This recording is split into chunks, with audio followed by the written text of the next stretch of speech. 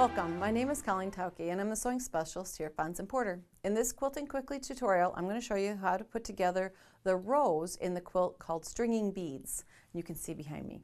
If you'd like to purchase this pattern, please visit our website. We're going to be using 5-inch pre-cut squares, and you can see the array of colors here. And I've pulled out a white here, but the quilt behind me reads a little more on the cream side. But for contrast, we're going to be using the white. And we're going to be creating this quilt in vertical rows. Instead, a lot of times we'll put together blocks, patchwork blocks, and make horizontal rows. But in this quilt, everything's done vertically. So it takes a little bit of a different step if you haven't worked with 1/2 and 1/4 square triangles before. So let us begin. From our background fabric, we're going to be cutting the designated squares. Go according to your pattern for the dimensions on this. You have large squares, some smaller squares, and you're going to be cutting some rectangles. Now the rectangles, you'll cut those and set those aside. We're going to work with our squares here at the beginning, and what we need to do is to cut, and you can see I've put lines across here so that you can see where we're going to be marking. We need to create triangles that have straight of grain in different locations. So what we're going to do from the large square is going to cut diagonally in both directions, and those are going to be used to create our side pieces in each of our rows. And because of the direction we're cutting, we have our straight of grain on what we call the long leg of the triangle. Show you that in a minute here. Now we have this cut corner to corner, and as I bring those apart, you'll see that that makes the 4 triangles. Now the straight of grain is in the outer edge of our the longest leg of our triangle, fairly stable.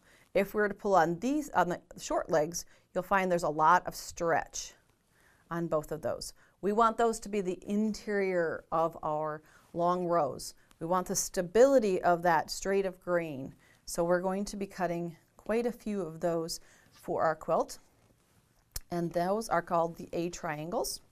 And then we're going to be using squares that are then cut once, corner to corner.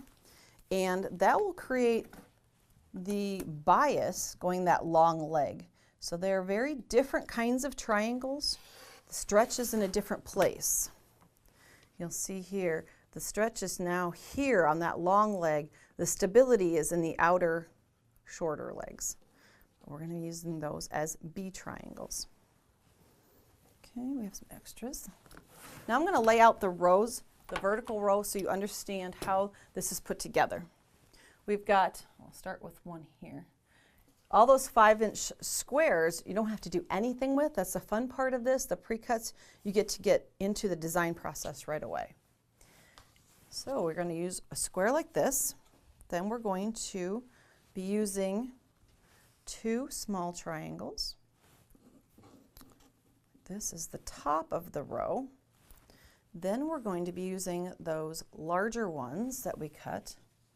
And I'll grab another here and slide it in there. And you can start to see that a vertical row is starting to appear. This is a diagonally set rows that you're going to be joining, but you're going to create these long skinny rows as columns through your quilt. Now you'll see that in the quilt they aren't exactly lined up square from one row to the next. There's a shift. So that means that you're going to use those rectangles that we cut and set aside so that you put a spacer at the top of the first row. Then you're going to come in, and I've got a partial row here for the second row started already. And, whoops, turn it the right direction. Here we go. And you'll want to probably mix up your colors a little bit more than having the two turquoise ones right next to each other. But you'll see that it starts to create an offset, and this is what the bottom of the row would look like. Imagine that the column is longer. But you can see that that creates this white kind of a zigzag strike down between the rows. And what we need to do then is talk about the construction of those rows. Now that I have the idea of how they're offset, so we can see the overall effect. What we're going to be doing is placing triangle on top of the square. We want to find the center.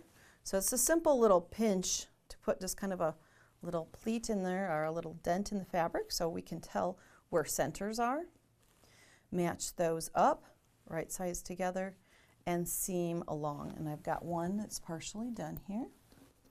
We've got this one seamed in place, so you can see the 1/4 inch seam, press it out. Then you're taking the triangle on the other end. Let's move these out here quick. The triangle that you're putting on the other side for this short little row, you align here, the right angle, seam it, and press your seam allowance out.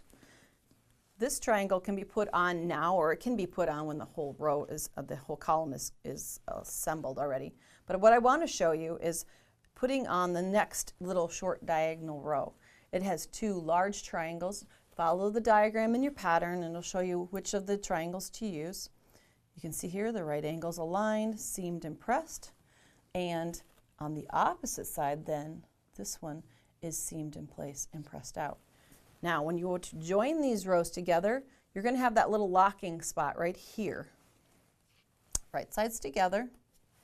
I'll flip it so that the camera can pick up. You can see that because you pressed your seam allowances towards the white, you've got opposing seams here, and you would then take this under the machine, lay it out flat, and you would stitch from here all the way through. And you can see on the ends, the little dog ears are in place. It creates a V on both ends. That's where your 1/4 inch should start and end in that seam to put that together. And then you would have your second row added. And you just continue in that same manner, making your columns and finish with the small triangles at the bottom. And when you're all done putting together your columns, you're going to want to pin the rows together so that they don't stretch, because this is a long seam across. So you're going to match top and bottom of each of the columns you've created, and then pin the center and then join the rows together. It has a small inner border of cream so that the stringing beads kind of float on the quilt.